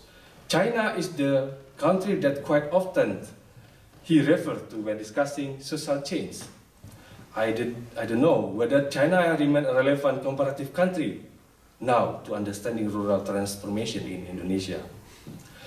Wertheim is one of the great scholars who pay attention to social science discourse in Indonesia. Indonesians at the time has ability to establish concept and theory based on Indonesian experience, such as Clifford Geertz for anthropology, Benedict Anderson in political science. In the past was Cornelis van Vollenhoven for adult law, and Wim Wertheim, of course, for sociology. In his book, East-West Parallel, I read this book, Sociological Approach to Modern Asia, Wertheim demonstrated the emerging new field in the global south by emancipating non-Western sociology that can provide knowledge exchange with the established Western sociology. Furthermore, in his effort to support the development of new social science based on experience in the global south, Wertheim also supports some emerging scholars from Indonesia. I would like to name some of them. Wertheim was the promoter of Sartono Kartodirjo, a historian who later initiated extensive work on promoting Indonesian historiography, and also Kamto Utomo, who is more popular in Indonesia as Sajogyo, as pioneer of rural agrarian studies. Sajogyo is one of the teachers of many agrarian reform movement activists now in Indonesia. There is also Sidiono MP Chondro, who is also a rural agrarian scholar who assisted Wertheim during his study in the Netherlands. However, current situation, the young generation of Indonesia students have forgotten the contribution of Wertheim to social science in Indonesia. Therefore, I think this event is very important, and it should be followed up with a serious effort to make people read Wertheim again and to learn from his contribution to social science in Indonesia. From what I have been reading, there are many important things that can be learned from Wertheim to analyze the development of Indonesian society today. What I like the most, his article, From Aliran Toward Class Struggle in Countryside of Java. Why? Because in this article, he discussed the development of social structure in Java. Wertheim began his discussion by referring to Clifford Geertz research on unimaginative village of Mojokuto in East Java. According to Geertz, this is quite popular concept, Javanese society is divided vertically in an ideological orientation reflected in 4 dominant political parties at the time: the Priai aristocracy associated with the Indonesian Nationalist Party, the Santri, the Orthodox Santri associated with Nahdlatul Ulama, and the Moderate Santri associated with Masyumi. And the 4th is Abangan, the villages commoners, which find expression in the Indonesian Communist Party. But what Wertheim discovered, that the social differentiation, especially the split between the Santri Abangan, basically is only about religious issues, not on economic interest. That's one of his critiques to Geertz. Wertheim sees the pattern client such concept that dualism that he initially referred to Cornelis van Vollenhoven to distinguish between aristocrat and small folks or wong cilik, and also it's about the distinction between the elite and the masses. This dichotomy was sharper under Indonesian independence that allowed peasants in rural Java to perform a unilateral action, or called aksi sepihak, to run agrarian reform in the early 1960s. The important analysis of Wertheim was to show that the rural unrest emerged from the class conflict in the field instead of a political design by the national elites.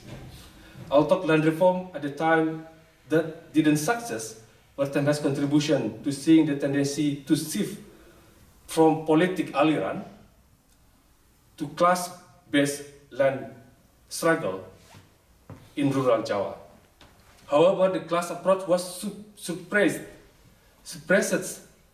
and during the New Order regimes, and every potential peasant's emancipation were often associated with Pagee, and it provided a reason for the government to diminish it. What then alternative for local farmers when facing land conflict due to the massive expansion of land grabbing to fulfill the ambitions of neoliberal economic policies? In my study on Adat community movement, I found many peasants organizations had transformed into an Adat community. I see a turning point in the countrysides regarding the shifting approach from the class-based approach to identity based on Adat. The use of Adat, in simply meaning as a custom or traditions, as a tool of peasant struggle supported by agrarian and environmental activists in Indonesia. Why do they use Adat? For villagers, Adat is part of their identity and pride that can be used as a cultural expressions and social solidarity. Moreover, Adat also fit with Indonesian pluralistic imagination as reflected in the motto Bhinneka Tunggal Ika. However, using Adat also has several unintended consequences. Great classification is probably irrelevant to analyze current situation of Javanese countrysides today. But if the category of vertical differentiation is used to analyze current condition in Indonesia, we can see new aliran that are not based on social role in community, but on political preference in general elections. In Indonesia, in recent years, a strong dichotomy between supporters Joko Widodo and Prabowo has prevalent and become source of social division. The difference is not only the political structure at the national level, but also affect the social relation of villagers in the countryside as well. However, what we are witnessing in recent days in Indonesia, in this current moment in Indonesia, the massive demonstration by university students. And it's showing a political participation of citizens in democracy. The University Student Action is the current University Student Action is the biggest action after Reformation era in 1998. The demands are related to the better legislation, particularly to support anti-corruption agenda, reduce forest fire, stop criminalization of activists and demilitarization in Papua. When Wertheim analyzes the transformation of politic aliran to class-based politics, now in Indonesia we are witnessing transformation from identity or aliran politics to citizenships. The student movement is not a class-based politics because students cannot be categorized as a representation of marginal class such as farmer or workers. The last point, I would like to end my response by quote the final part of Breman lectures regarding the police state, but basically he didn't have opportunity to, may I quote, yeah? Quote the last, because Breman sent me the text. He said that Indonesia's post-colonial politics and policies must be understood and analyzed by taking into account the legacy of Dutch colonialisms left behind, which was how to run a police state, keep track of dissident, and weed out all that could be classified as subversion. This is strikingly important when such practice always occurs in Indonesia past and also today. Last night, the police arrested an activist cum journalist because of his tweet on responding to racism and violence to the Papuan. Another was arrested for gathering financial support through online application to support student protests.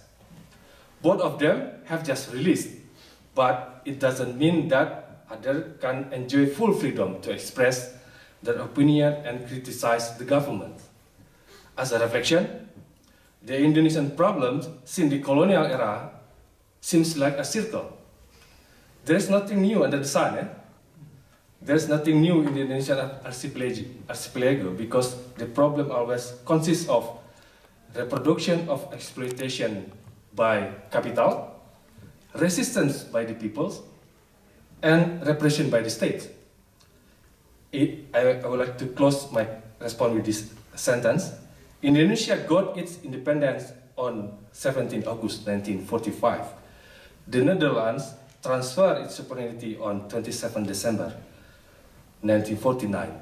The Dutch had left Indonesia, but colonialism was brought back home as well as left behind. Thank you.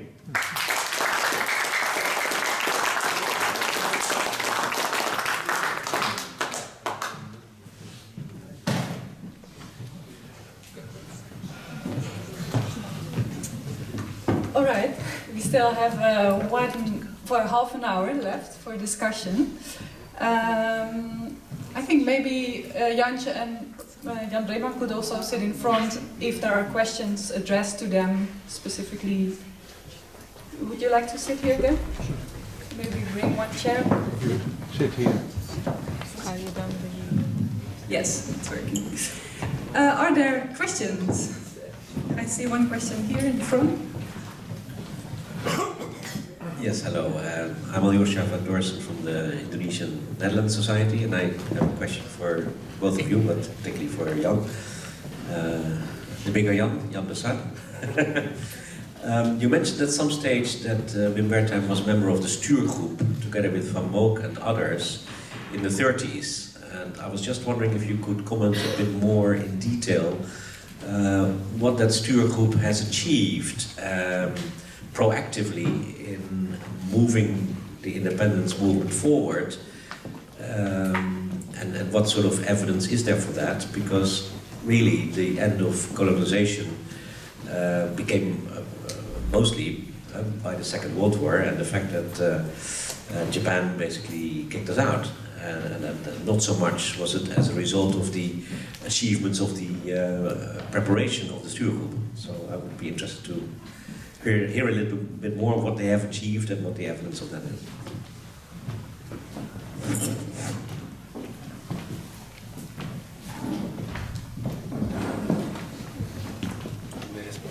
Some more questions? Oh, we can collect more. That's a good idea. This is one question, so there are more questions.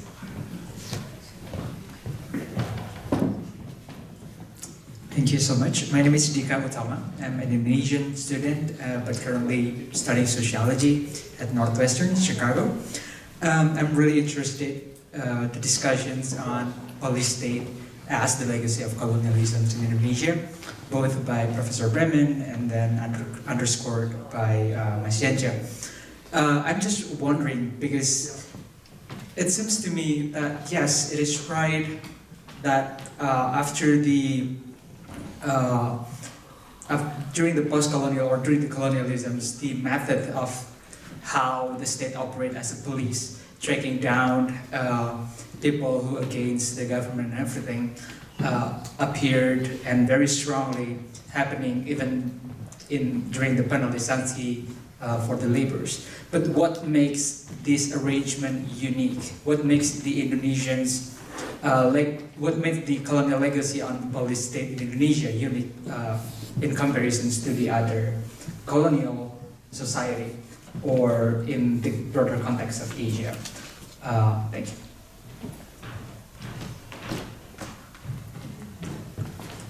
Yance is writing down. Thank you.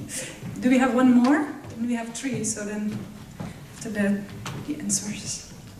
Thank you. My name is Frida Amran. I used to study anthropology in Leiden, and I have been to one of your colleges in Amsterdam, but I don't think you remember me, but that's not important. What I am interested in is your statement that the decolonization of Indonesia is taking a long time. It's still going on. At least that is the impression that I get. And I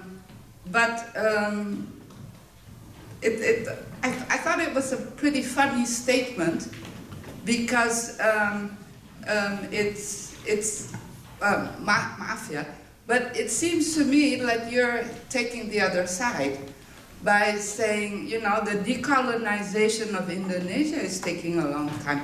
But from my side, I would think we have been decolonized. We don't have anything to do anymore with Holland. We are decolonized. We are done with the Netherlands. But if you say it's still taking so long, then it seems to me like it's on your side, but I could be wrong. And one other thing is, if it's, there was also one other statement by you that also very interested me and is also connected to this decolonizing taking so long. You said post-colonial, in the post-colonial era, actually in the Netherlands, we have not been paying enough attention to post-colonial Indonesia and what the impact has been, what colonial impact has been on Indonesia. And with a big project on decolonisasi in the Netherlands, now I see that they're listening to you and they're paying attention to that.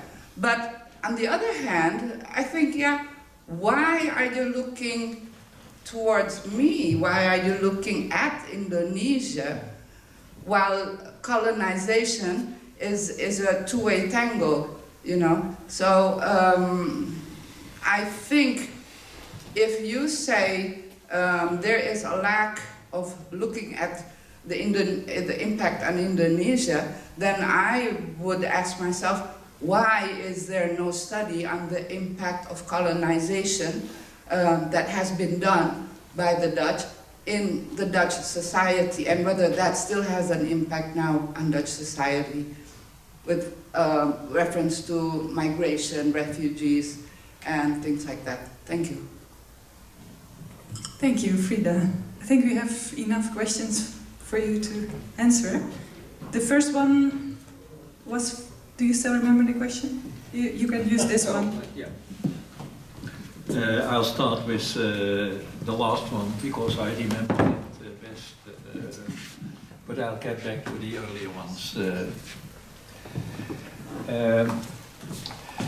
Yes, we have in the room somebody who has done a lot of research on decolonization. And I still to read what he has been writing on that, Remco Raba, so I don't know if you feel a challenge to contribute to the discussion, but I would certainly welcome that.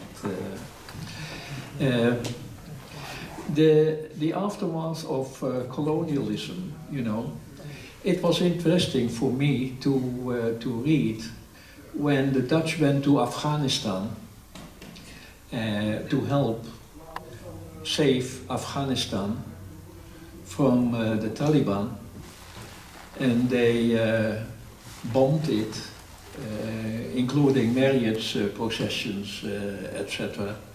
But also Dutch troops went to Afghanistan. And the first camp they set up in Afghanistan was called a Chot, and was named after training centers which were in the Netherlands Indies for the then colonial army, you know, so that what shall I say, the mindset lingered on, and I think that's important to realize. Colonialism is not done with, it's still among us.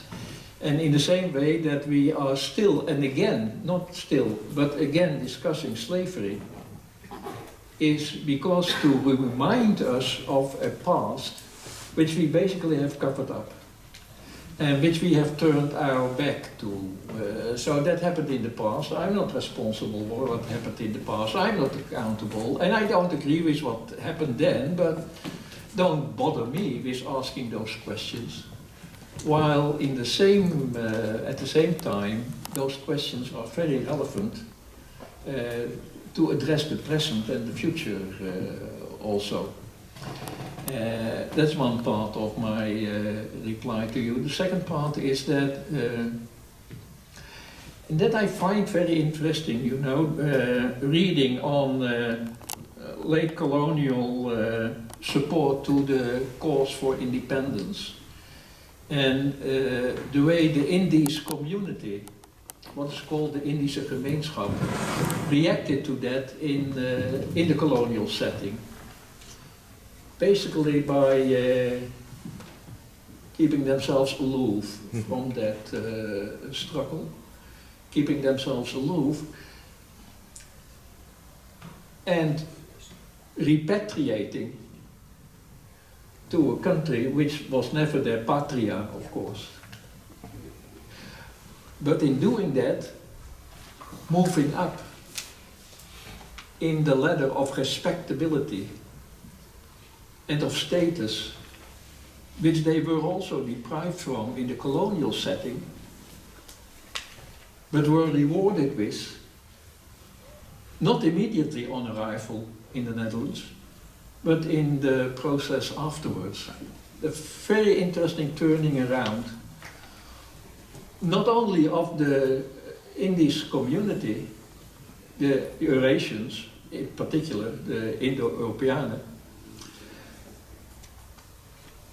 the way the Pakka Dutch, the impeccable Dutch, looked at their colored fellow citizens and accepting them, which was not done in the colonial setting, but which was done in the post-colonial setting. A very interesting reorientation, both from within the Indies gemeenschap to the white superiority, as the other way around, from the white caste, the upper caste, to those in the lower ranks, and accepting them as fellow beings. But does that mean that it sounds as if you suggest that after so many people came here from the Indies that there was acceptance?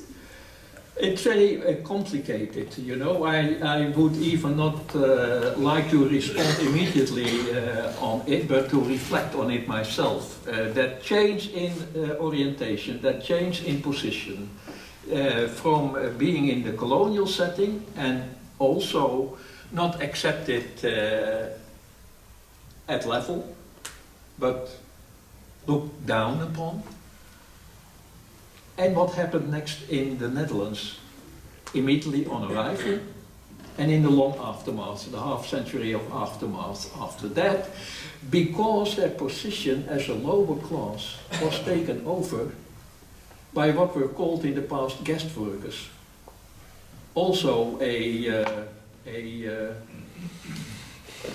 what shall I say, an ethnic minority, but stamped with the derogation and denigration, which also fell to the Indies gemeenschap in the colonial setting, but not anymore in the post-colonial society, of which they became full-fledged and accepted members. I find that an interesting shift, and I would like to have some response to that. Am I on the right track? Do you agree? Are there other opinions about that, Fridtjof? Yeah. I'm sorry, I don't think you can say that when the Indo-Europeans came to the Netherlands that they were accepted, and because they had to start over again. No, they started from not immediately accepted, no, but in the long aftermath. Pasar Malam is now something that you know is also a Dutch tradition. It's a tradition and it's celebrated, but for a long time the Indo-Europeans were considered to be a kind of model integrated community. Yeah. which at the end they didn't turn out to be. And I think it was for a long time it's a kind of neglected backlash that they had when they came.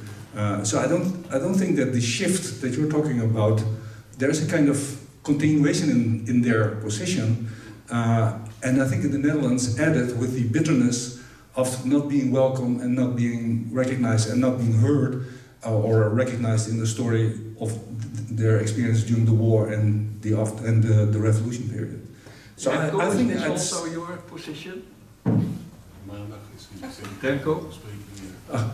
Is this also your position that Fridtjof said? Fridtjof was tegen me, ik ben Friedus.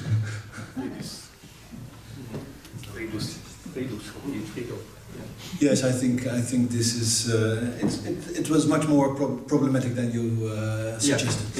Sure. I guess. No, it took a while for the community to settle, and you can see it in the occupation structure of the Indian community.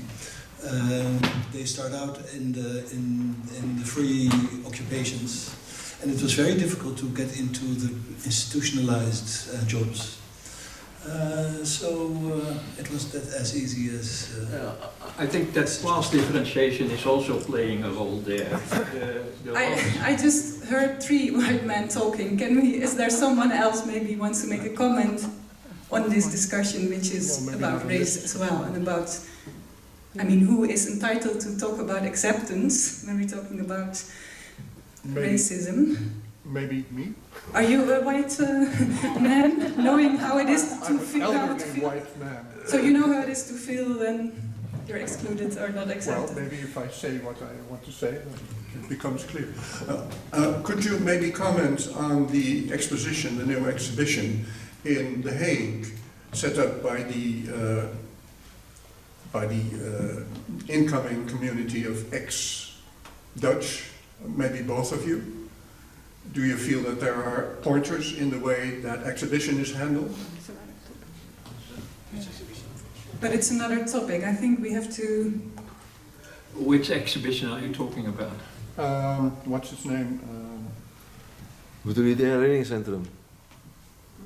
Sorry? Je bedoelt de Indische herinneringscentrum? Yes, the Sophia. Indian Remembrance.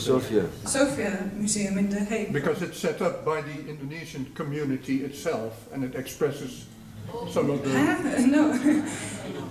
Well, I think that this is becoming a little bit very complicated, and the reason is I think you that... can handle it. I don't know, but I hope there will be people commenting on this, because what we're talking about is actually a discussion on after the direct colonization of Indonesia ended, and that many people came here in the Netherlands who we know as the Indies community, which is a very diverse group of people. Yeah. And I think we, as if only white people, are discussing how, if this community felt accepted or not. No, but maybe you can wait, maybe there are poor people who can respond or want to respond. If not, it's also okay, but I just want to point out that this is the issue here now, so. I'm also white. However, I've just done an exhibition on Depok, and it's currently in Hoorn. And part of that was interviewing all the people who came to the Netherlands from 46 onwards. And it certainly doesn't reflect what you've just said. They all had enormous issues when they came here, especially the children as well. So what age at arrival is very much like migration of the Dutch to Australia, where we're supposed to be invisible and have, but I mean, we still all as children had issues, and certainly that was the case of the Depokers. Is there anyone who feels free to comment? And maybe after that we have to move to the other questions too, but I think this is an important issue. Ik ben Jan Breman. Niet alle Indo's die waren, er waren ook Indische mensen hier voor de komst na 45.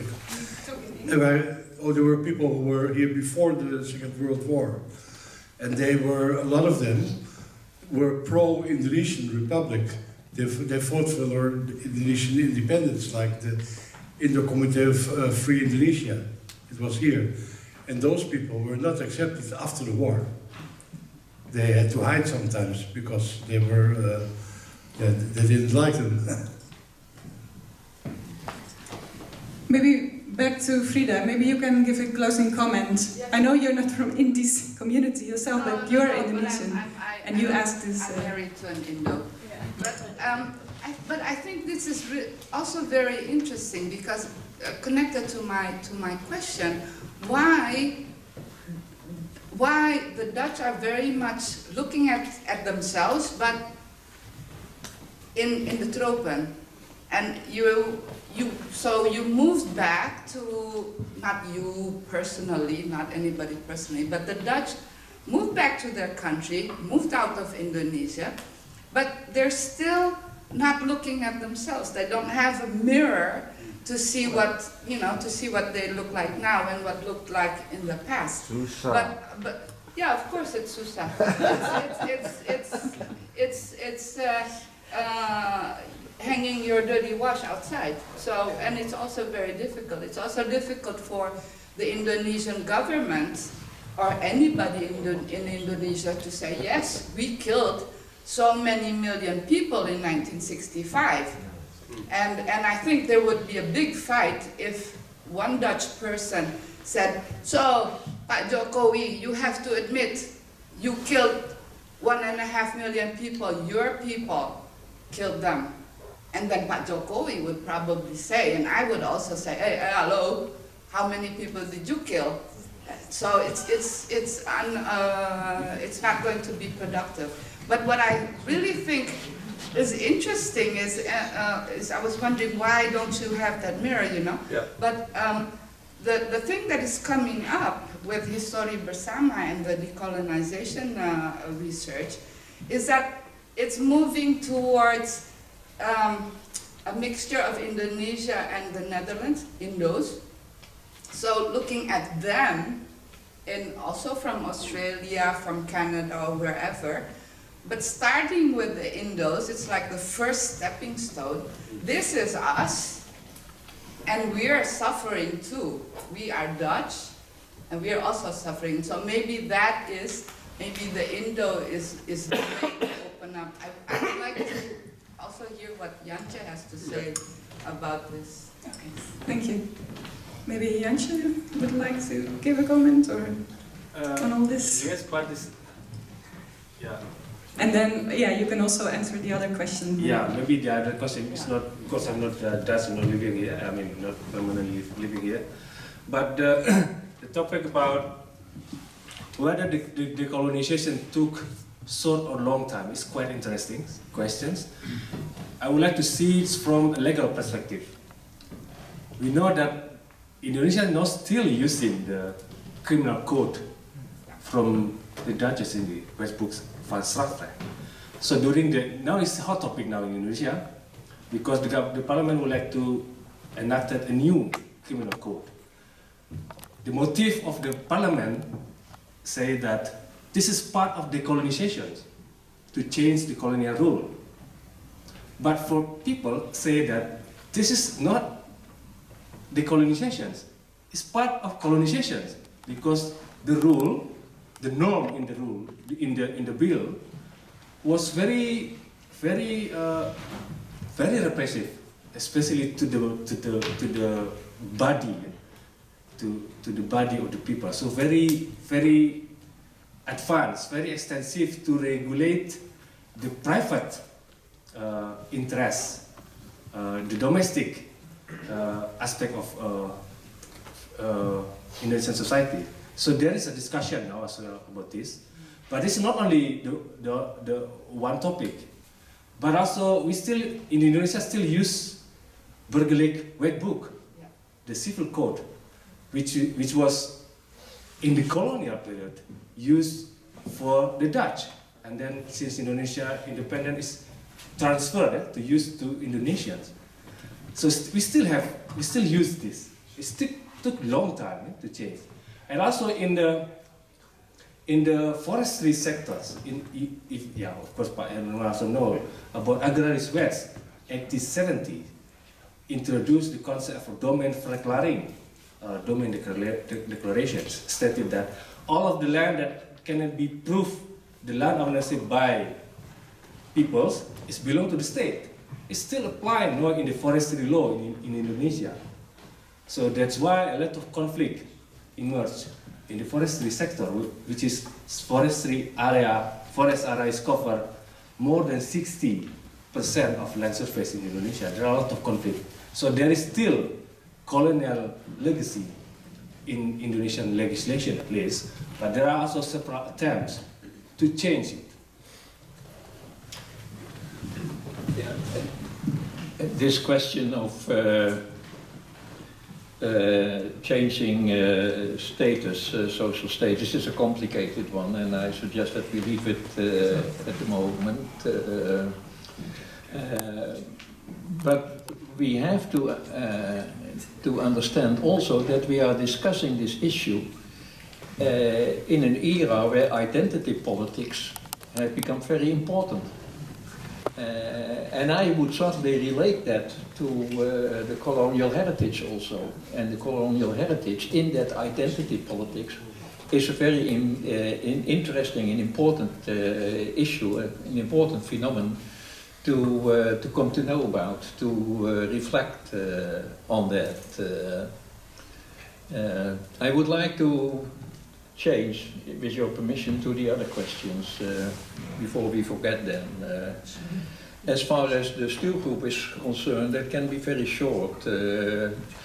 But also the stuurgroep we have to contextualize in the broader setting of, what shall I say, white politics in the colony.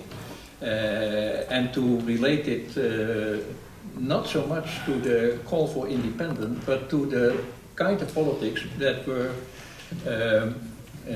produced in by the Vaderlandse Club, the club, the association for the white people in the colonial setting, which had very pronounced fascist influences, of course, orientations. It's interesting that in that Vaderlandse Club, color was not so much the problem. It was not race, like the NSB in the Netherlands, the Arische ras. It was not race, because the Indo-European community was accepted as its presence, not so much in the Vaderlandse Club, of course, but as a presence in the colonial setting. And that changed the discussion to the importance of education, of having access to Western education and Western culture. Because the underlying message of racism was the call for civilization, suggesting that civilization was missing in the inheemse gemeenschap, in the inland society. And the Dutch were there to bring civilization. La mission civilisatrice was held up until the very end, and then was continued. The mission was disturbed, was interrupted, as it was called in the looking back literature, but it was picked up again in the development paradigm that became so fascinating in the 50s and 60s and 70s. And Wesseling has said that in that mission of development, I see back what was already the mission of the civil service in the colonial period. I've turned it around, saying that in the development mission, the colonial mission was continued. It was again bringing civilization to people without civilization. And that was a mindset which Wertheim opposed in his academic career, starting in Indonesia, colonial Indonesia, but then elaborating on it in the post-colonial era. And this is also why I find history bersama so important, to realize that the past is a shared heritage. and that you cannot, you know, what happened in the Netherlands basically after decolonization was that we washed our hands of colonialism and of Indonesia. We were not interested again. The frightened message by the powerful lobby was that Netherlands was doomed to become a kind of Denmark after colonialism, because our greater part in the world was over, was finished. And we would fall back to a position of Denmark. While Wessling has quite rightly pointed out that this was not the impact of decolonization, an economic downfall of the Netherlands. No, to the contrary. It gave rise to a new booming period in the 50s, 60s and 70s.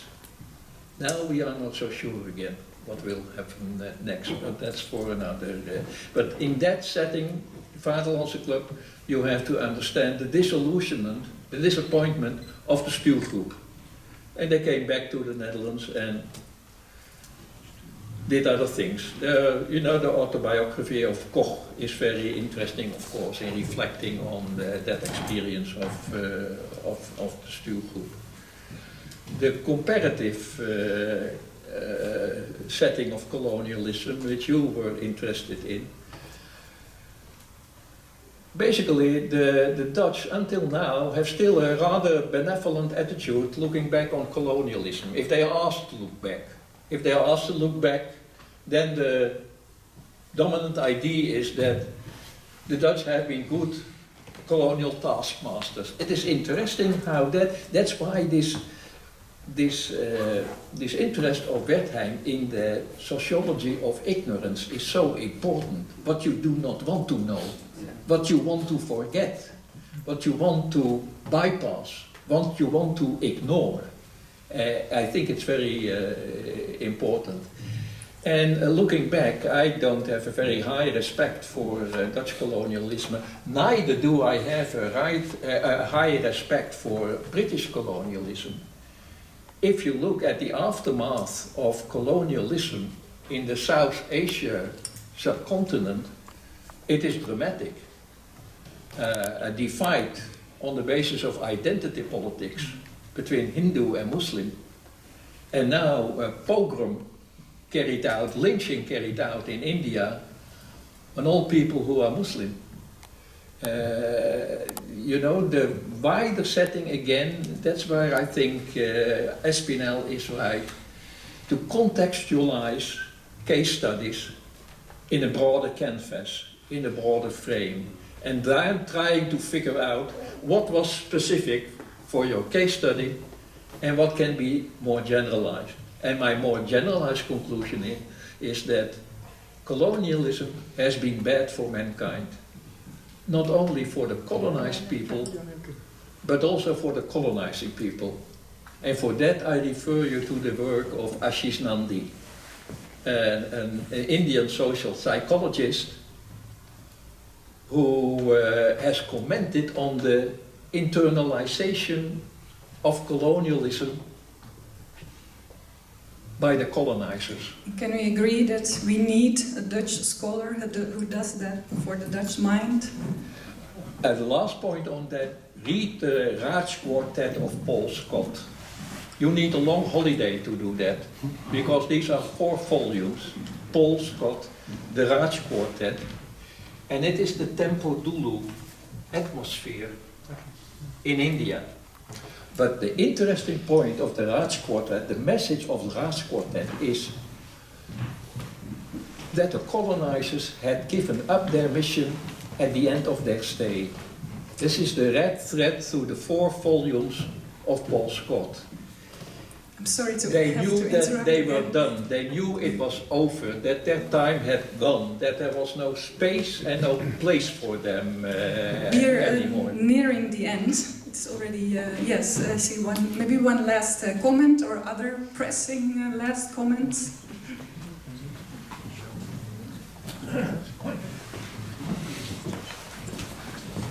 I was just thinking about the discussion just now about acceptance and also about acceptance about the Indies community in the Netherlands.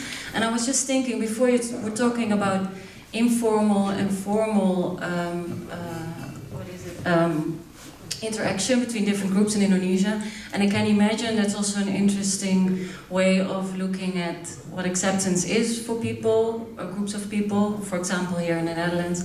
So looking at the informal acceptance and maybe the formal acceptance, and maybe that's a nice way to understand. I think the difficulty of the word or concept of acceptance, yeah. And will help us and you in this discussion. Thank you. Any last question or remark you want to say? Yeah, I just want to hook up to the point that you made that colonization is bad for everybody. And it has to do with the rise of identity politics. And that has arisen all over the world, not only within the colonies. And the sense of bitterness and being left out and being a stranger in your own country. Yes. The title of the book by Marjolein. It is something that is arising everywhere, and the kind of bitterness it is creating, and of course also the problematic it has created between identity politics, class politics, and citizen politics. But then end on a positive note. Yeah. That's why a joint research of the past, of the colonizers and the colonized, is very important to realize the heritage. You study the past not only to become to know about it, but to understand the present and get a feeling of the future. Yes, because much of what you said reminds me of how we could study Brexit, you see, right. Or how we could study the polarization within American politics. So it's not only a matter of the colonies, but it's more general. And understanding the history of colonization can help us understand these things. So we should mix up the disciplines in a more thorough way than we have done until now. Thank you. One more. My name is Dida Patipilawi. I would like to elaborate a little bit on Frida mentioning about putting a mirror for the Dutch about the history. My question is the fact that what you said, the internalization of colonialism, makes that the Dutch doesn't want to make a comparison between the occupation of the Germans to the Dutch against the occupation of the Dutch to the Indonesian. That is.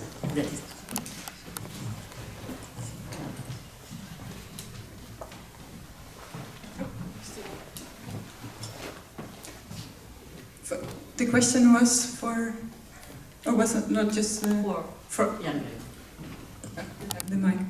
You want to make the last comment? I will close. No, I think let's end with the question. Yeah? Okay.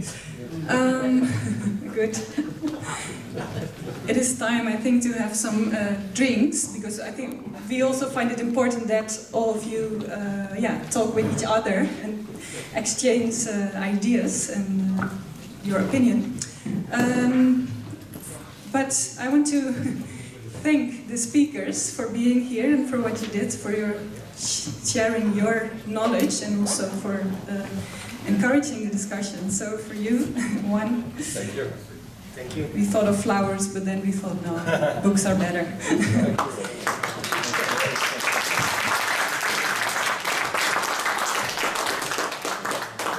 So I hope you found this interesting, and I personally want to add my final remark. I would say that what just happened, I think that is very important, because to me this was a racist situation. Let's just name it what it is. And I do personally believe, I mean, the reason that I set up Historie Bersama, I'm grateful that you are supporting it too and you're so enthusiastic about it, but the reason is not to think in terms of like we're all one happy family and we have a shared history and we're all together in this, of course we are together on this planet, but I do think that the legacy of racism also includes that we all bring ourselves and our position in this previous hierarchy and in the current hierarchy that still exists. So that's why I just wanted to say that I think we need to study this, and I agree with what Frida, when you said that the Dutch, we can go to Indonesia and realize the real consequence of colonialism on Indonesia and on Indonesians, which we should do all. We cannot ignore that as Dutch people, but the other way is very important too, and this is what did colonialism to the colonizers. Thank you all for coming.